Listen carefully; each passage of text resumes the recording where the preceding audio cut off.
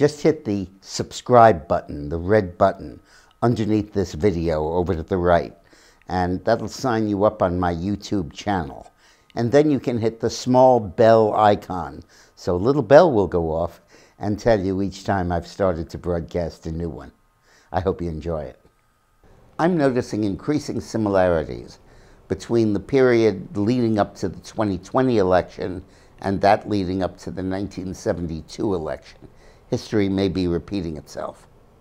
In 1968, the establishment Democratic candidate, the Hillary back then, was Hubert Humphrey.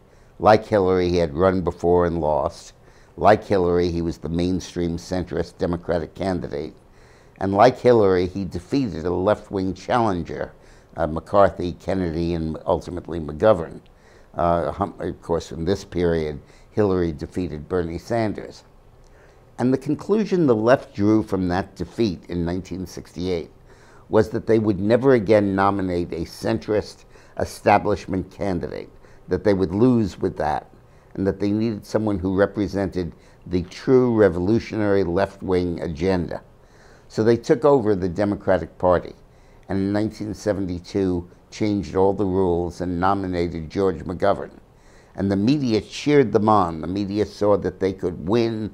It was feeding their frenzy, feeding their optimism, and saying that you could get Nixon, he wouldn't be that hard to beat.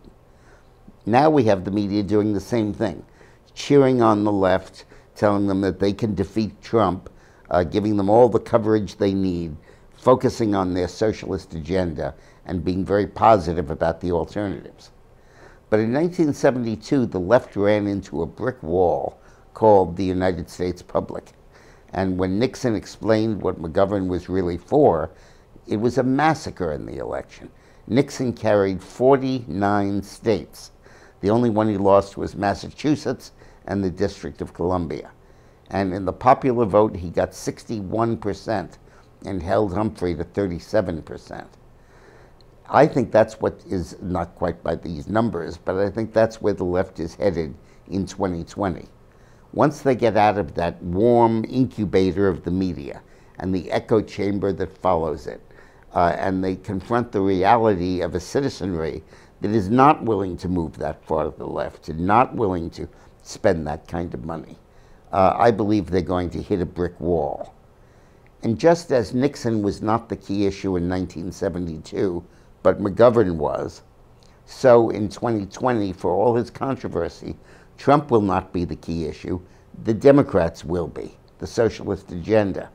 And it's one they can't possibly get elected on. So I see tremendous similarities between 1972 and 2020.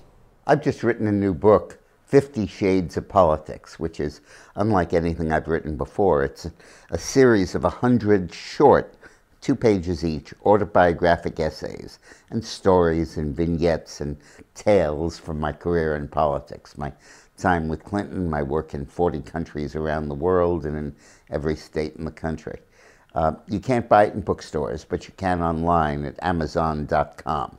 It's not a heavy lift. It's $13.99 for a paperback and $10.99 for a Kindle. Thanks for watching.